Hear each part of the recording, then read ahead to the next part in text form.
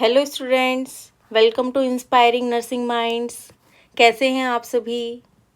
आज की क्लास में हम लोग रीस्ट्रेन इन पीडियाट्रिक पेशेंट्स को डिस्कस करने वाले हैं। तो आइए देखते हैं ये टॉपिक को। फर्स्टली हम लोग इंट्रोडक्शन डिस्कस करेंगे।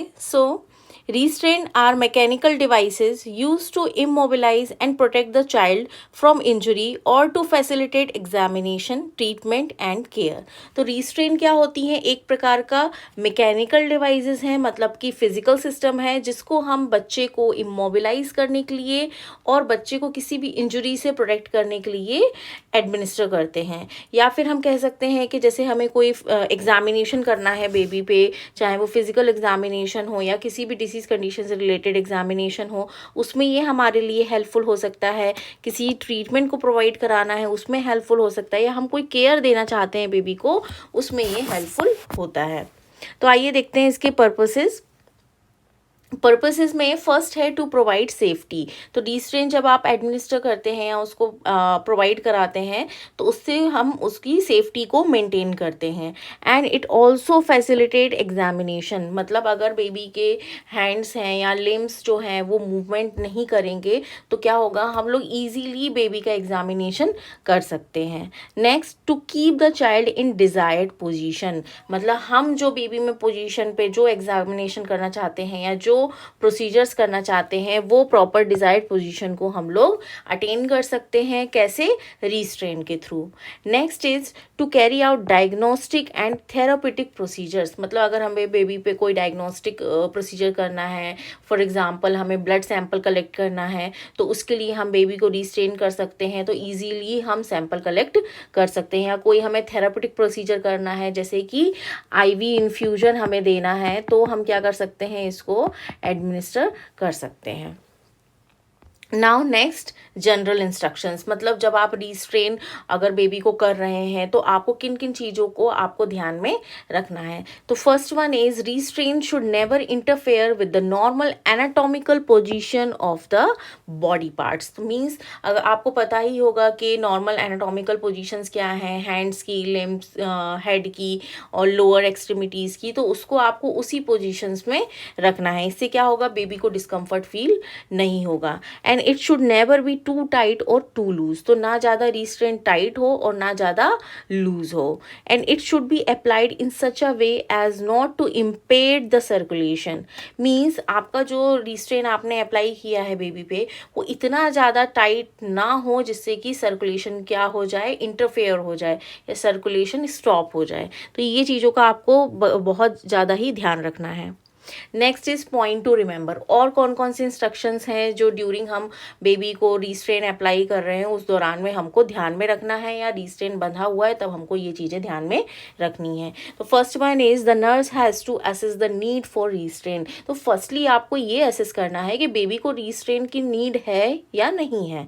Then a comprehensive assessment of the patient has to be carried out. तो आपको बेबी का क्या करना है, कॉम्प्रिहेंसिव असेसमेंट करना है, मीन्स डिटेल्ड असेसमेंट करना है कि आपको किस पोजीशन पे, किस लिम्ब पे या किस बॉडी पार्ट पे आपको रिस्ट्रेन चाहिए है। The need for restraint should be explain to the caregiver and their cooperation is very vital in the same. तो आपको जो भी रिस्ट्रेन प्रोवाइड कराना है बेबी को, तो आपके उसके पेरेंट्स से कंसल्ट लेना है। देन उनका कोऑपरेशन भी आपको बहुत ज़्यादा ज़रूरी है रिस्ट्रेन के लिए। Next, the body part restraint should be assessed every 2 hourly and the restraint area should be massaged and exercised। तो जिस भी एरिया में या जिस भी बॉडी पार्ट में आप रिस्ट्रेन कर रहे हैं तो आपको उस एरिया को हर 2 घंटे में क्या करना है, असेस करना है, और उस बॉडी पार्ट का आपको क्या करना है, मसाज करना है, और उस बॉडी पार्ट का आपको एक्सरसाइज कराना है। क्योंकि जब बेबी रिस्ट्रेन रहेगा, जिस बॉडी पार्ट में भी रिस्ट्रेन है वहाँ का सर्कुलेशन इम्पेयर्ड होने के चांसेस हो जाते हैं, प्लस वहाँ का जो स्किन है, स्किन केयर भी आपको प्रोवाइड कराना होगा, क्योंकि स्किन टिश्यूज़ भी इंटीग्रिटी उसकी इम्पेयर्ड होने के चांसेस होते हैं। एंड एक्सरसाइज कराएंगे ताकि उसकी जो हैंड्स की मोबिलिटी है वो थोड़ी सी मेंटेन रहे। Next is meticulous skin care to be given. Meticulous skin care क्या होता है, this is the care which is provided for the outer radiance. तो इससे क्या है कि जो आउटर रेडियंस में स्किन की जो इंटीग्रिटी है वो क्या क्या रहे, मेंटेन रहे। तो इसको आप मसाज के थ्रू या एक्सरसाइज के थ्रू मेंटेन कर सकते हैं। Next is always select the least restrictive type of restrain. तो आपको ऐसा रिस्ट्रेन सेलेक्ट करना है जो ज़्यादा रेस्ट्रिक्टिव ना हो, मीन्स बेबी थोड़ा सा उसमें क्या कर सके, जब हम उसको मोबिलाइज कराना चाहें, जब हम उसको मोबिलाइज करा सकते हैं। The restrain with tie should be tied to the bed और crepe frame, not to the side rails. तो जो भी आप रिस्ट्रेन बांधते हैं उसकी जो टाई है वो आपको बेड के साथ या फिर क्रेडल के साथ, मतलब जो आपका पालना है उसके साथ आप बांधें, ना कि उसकी साइड रेल के साथ। क्योंकि अगर साइड रेल को हम नीचे करते हैं या वो अगर दाएं बाएं होता है तो उसी के साथ जो भी आपका बॉडी पार्ट क्या है, बाइंड है, वो भी उसके साथ खिंचा जा सकता है। तो ये बेबी के लिए हार्मफुल हो सकता है। Next, leave 1 finger breadth between the skin and the device. तो जो भी आप रिस्ट्रेन कर रहे हैं बॉडी पार्ट्स और उसके बीच में क्या होना चाहिए, थोड़ा सा 1 फिंगर का क्या होना चाहिए, लूज गैप होना चाहिए।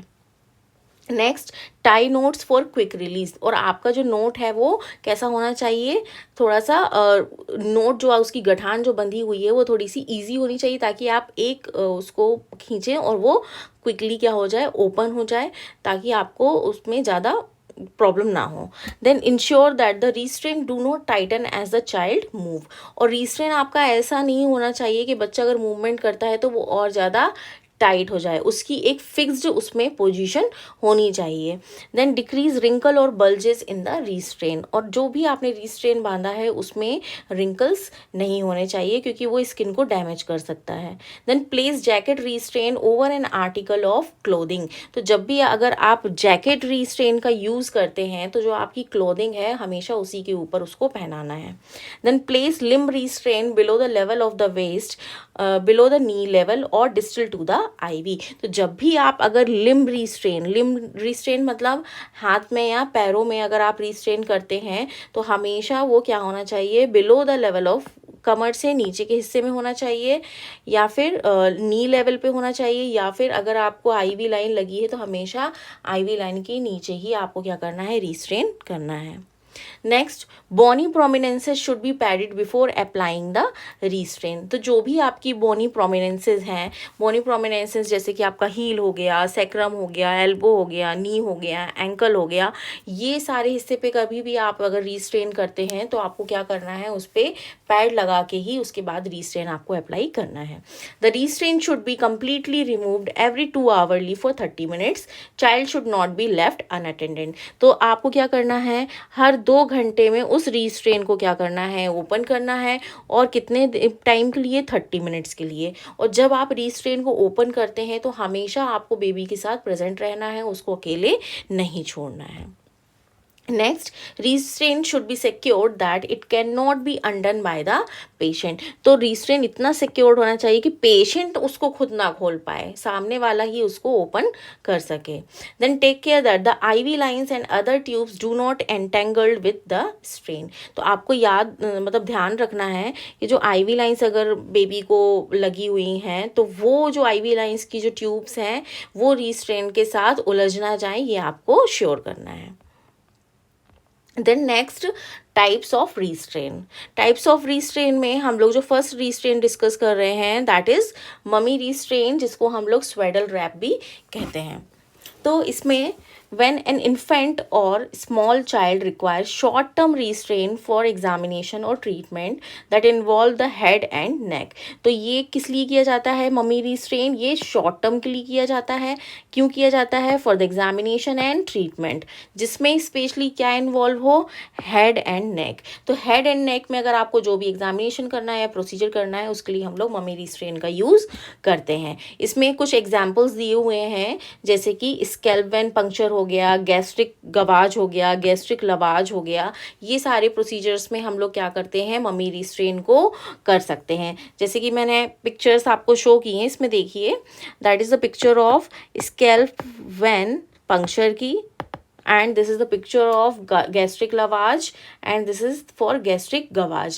gastric lavage क्या होता है, स्टमक वॉश करना, एंड gastric gavage क्या होता है, ट्यूब फीडिंग कराना। तो इन सारे केसेस में क्या होता है कि बेबी ट्यूब को खींच सकता है या फिर अपने आप को प्रोसीजर नहीं करने देगा सामने वाले को। तो इसमें आप क्या कर सकते हैं, सारे बॉडी पार्ट्स को कवर कर सकते हो, रिस्ट्रेन कर सकते हो, सिर्फ हेड एंड जो आपका नेक पोर्शन है वो आपका ओपन रहेगा।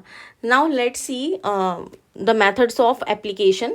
तो मेथड्स ऑफ एप्लीकेशन में आपको क्या करना है, एक ब्लैंकेट शीट लेनी है। सो ब्लैंकेट और शीट ओपन ऑन बेड और crib with one corner folded towards center used to immobilize infant and child during procedure। तो इसमें आपको क्या करना है, एक ब्लैंकेट लेना है ऐसा, या आप ब्लैंकेट देख रहे होंगे, ये ब्लैंकेट आपको लेना है और इसको क्या करना है, ऊपर वाले हिस्से में आपको क्या करना है, सेंटर की तरफ इसको फोल्ड कर देना है। देन आपको ये वाला, इसमें आप देख सक रहे होंगे कि ये पोर्शन क्या हो गया है, फोल्ड हो गया है। फिर ये वाले हिस्से को आप लेके क्या करेंगे, यहाँ पर टक कर देंगे बेबी के बैक के पीछे। एंड शोल्डर को आपको क्या करना है, ऊपर ही रखना है वन शोल्डर को, एंड अनदर शोल्डर को आपको क्या करना है, एक एनाटॉमिकल पोजीशन उसको दे देनी है। तो हैंड की जो एनाटॉमिकल पोजीशन है वो सुपाइनेटेड है और फिंगर आपकी क्या रहेंगी, स्ट्रेट रहेंगी। देन जब वन सेंटर आपका क्या हो जाएगा, यहाँ पर टक हो जाएगा, जो अनदर सेंटर है उसको आप क्या करेंगे, पहले नीचे वाले हिस्से को उठा के लाके आप क्या करेंगे, यहाँ पर ऐसे ऊपर लाएंगे और बेबी के बैक शोल्डर में क्या करेंगे, इसको टक कर देंगे। देन अगर जब ये वाला पोर्शन टक हो जाएगा, ये वाला पोर्शन सिर्फ आपका क्या है, अभी रिमेनिंग है। इस वाले पोर्शन को भी आप उठा के क्या करेंगे, बेबी के लेटरल साइड पे आप उसको टक कर देंगे। तो ये आपको एक फाइनल मम्मी रिस्ट्रेन आपको मिलेगा। नाउ हम स्टेप्स देखते हैं, क्या क्या स्टेप्स हैं इसमें। फर्स्ट स्टेप हम लोगों ने देख लिया है। नेक्स्ट है, the infant is placed on the blanket with shoulder at the fold and feet towards the opposite corner. तो इसमें आप देख सकते हैं कि जो फीट्स हैं वो कहाँ है, आपका बॉडी पार्ट अपर साइड पे है एंड फीट आपका अपोजिट साइड पे स्क्वायर के, ठीक है। Now next, fold a draw sheet into a square fold one corner and speak child side by side while doing procedure. तो आपको जो स्क्वायर फोल्ड है वो फोल्ड कर देना है दूसरे कॉर्नर पे। देन आपको क्या करना है, बेबी से थोड़ा सा बातचीत भी करते रहना है। Next, place the infant on his back on the sheet at the infant shoulder line and the bottom of the sheet extending approximately 10 to 12 inches beyond his feet। तो इसमें आप देख रहे हैं कि जो शीट है वो यहाँ पे काफ़ी गैप मेंटेन है और ये आपको स्पेस थोड़ा सा यहाँ पर छोड़ना है। Then place infant's arm at his side in an anatomical position। Next, fold one side of the sheet over the body and under the opposite side tucking the excess securely under the infant। तो हमारे पास जो भी access sheet बची थी हमने उसको क्या किया, यहाँ पे लाके सिक्योरली उसको क्या कर दिया था, टक कर दिया था। देन टक the lower fold under the infant टक अंडर चिन, और इसको क्या करना है, लोअर फोल्ड को भी पीछे से लाके आपको टक कर देना है। Then place the other arm in anatomical position, और दूसरी आर्म को भी आपको क्या करना है, यहाँ पे एनाटॉमिकल पोजीशन में ला देना है। Then next is mitten restraint. Mitten आप लोगों ने सुना होगा जो हैंड्स में हम लोग वेयर करते हैं। So thumbless mitten devices to restrain the child's hand commonly used in case of infants and children and clean and dry the hand of the child before applying mitten. तो जो mittens हम लोग होते हैं, ये देखिए पहले आप लोग पिक्चर देख लीजिए मिटन की। ये मिटन है जो हैंड्स में हम लोग पहनते हैं, ठीक है। सो जो मिटन है, मिटन क्या है, एक प्रकार का डिवाइस है रिस्ट्रेन करने के लिए, जिसको हम लोग मेनली इन्फेंट में या फिर चाइल्ड में हम लोग क्या कर सकते हैं, चिल्ड्रंस में यूज़ कर सकते हैं। देन क्लीन होना चाहिए मिटन, ड्राई होना चाहिए ताकि बेबी के हैंड्स भी क्या हो जाए, वेट ना हो जाए या इन्फेक्शन होने के चांसेस ना रहें। Then make a mitten with a cloth by folding both the sides of it. आप कपड़े का भी मिटन बना सकते हैं दोनों साइड से फोल्ड करके। अब देखिए इसके यूजेस क्या क्या हैं, कब कब हम मिटन रिस्ट्रेन का यूज़ कर सकते हैं। So it prevent self injury by hands on burn, facial injury और operations, eczema of the face और बॉडी। तो मान लीजिए कि आपके बॉडी पे कोई बर्न है या फिर फेशियल इंजरी है, तो बेबी हाथ से अपने नेल से क्या करे, उस बर्न को ना खींच ले या फिर उस इंजरी पे हाथ ना लगा दे। इसलिए हम लोग क्या करते हैं, बेबी के हैंड्स को रिस्ट्रेन कर देते हैं मिटन से। इसमें देखिए, इसमें क्लॉथ का जो मिटन बना हुआ है ये भी आप बेबी पे अप्लाई कर सकते हैं। नेक्स्ट इसका मेथड ऑफ एप्लीकेशन देखते हैं हम लोग। So place the hand of child in mitten being sure that hand is brought all the way up over the wrist. तो आपको क्या करना है, बेबी के हैंड पे मिटन पहना देना है और ये इंश्योर करना है कि जो रिस्ट है वो आपका पूरी तरीके से कवर हो जाए। And follow the manufacturers instructions, और जो भी मिटन्स आप जिस भी क्वालिटी का यूज़ कर रहे हैं उस पर जो इंस्ट्रक्शंस दिए हैं वो आपको फॉलो करना है। Then remove restraint after every 2 hour, और हर एक 2 घंटे में आपको क्या करना है, रिस्ट्रेन रिमूव करना है। Then next restraint is jacket restraint. Jacket restraint आप लोग ये पिक्चर्स में देख सकते हैं कि किस प्रकार का है। Vest like garment that usually crosses in front of the patient. तो इसमें क्या दिए हुए हैं, ये बहुत सारे क्रॉसेस दिए हुए हैं जिसपे है वो आगे से पीछे तक क्या कर सकता है, अपने आप बेबी को हम लोग बांध सकते हैं। एक ये रिस्ट्रेन जैकेट्स भी आप लोग देख सकते हैं, ये भी देख सकते हैं। इसमें जो टाई है वो देखिए क्रेडल से उसमें क्या कर दिया है, हम लोगों ने टाई कर दिया है जिससे कि बेबी नीचे भी ना जा सके।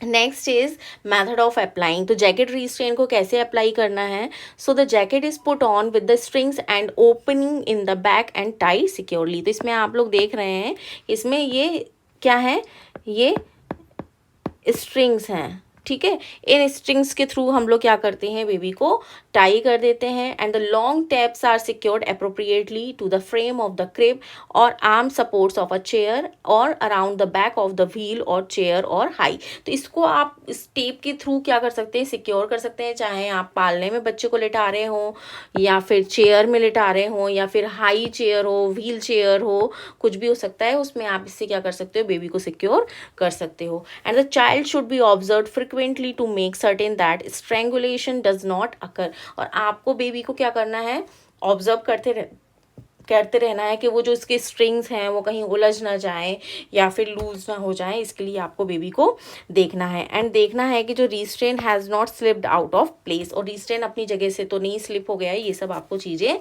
इंश्योर करनी है। Next is extremity, ankle, wrist और क्लोब हिच रिस्ट्रेन।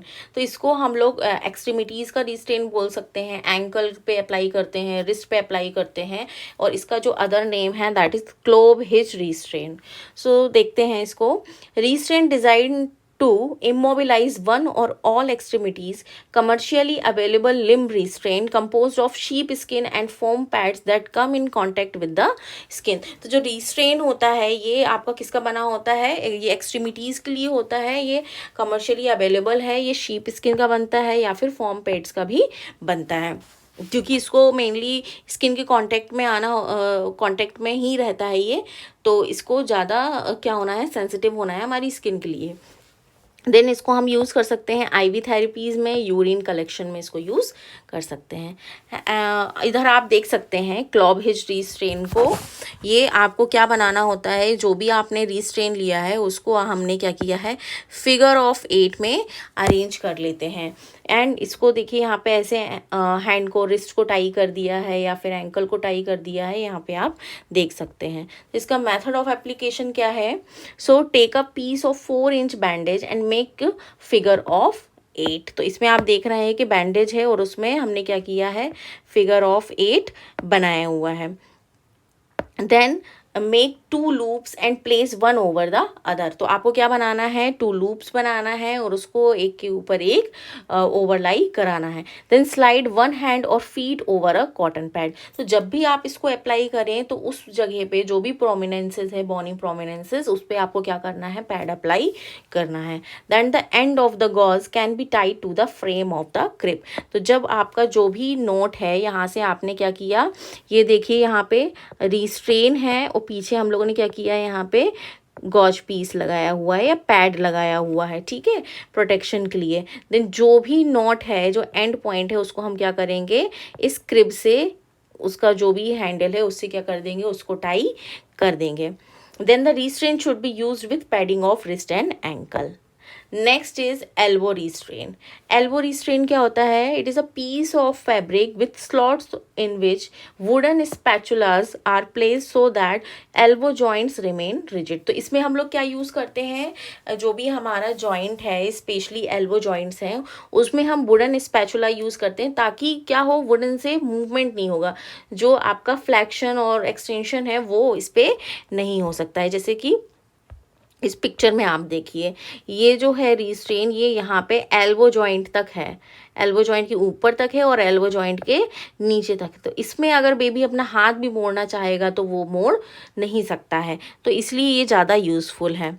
देन इसको हम किस किस प्रोसीजर्स में यूज़ कर सकते हैं, जैसे कि स्कैल्प वेन इन्फ्यूजन में, नेजोगैस्ट्रिक ट्यूब फीडिंग अगर हम दे रहे हैं, या फिर फेस एंड हेड की सर्जरी हुई है, या रिपेयर ऑफ क्लेफ्ट लिप हुआ है, क्लेफ्ट लिप की सर्जरी हुई है, क्लेफ्ट पैलेट की सर्जरी हुई है, या उसकी बॉडी में कहीं पर भी एक्जिमा है तो वो वहाँ तक अपना हैंड मूवमेंट नहीं करा सकता है, तो इसलिए ये यूज़फुल है। इसके मेथड ऑफ अप्लाइंग क्या है?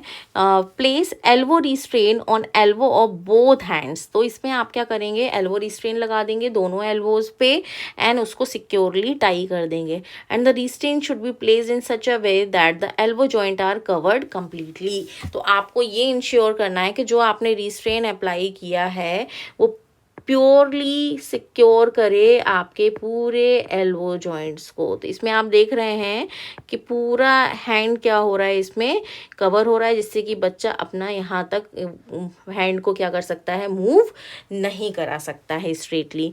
सो these are the types of restraint. अगर आप एक बार और रिवाइज करना चाहते हैं तो हम लोगों ने जो रिस्ट्रेन पढ़े उसमें हमने फर्स्ट रिस्ट्रेन देखा था ममी रिस्ट्रेन, जिसको हम लोग स्वेडल रिस्ट्रेन भी कहते हैं। देन हम लोगों ने देखा था मिटन रिस्ट्रेन।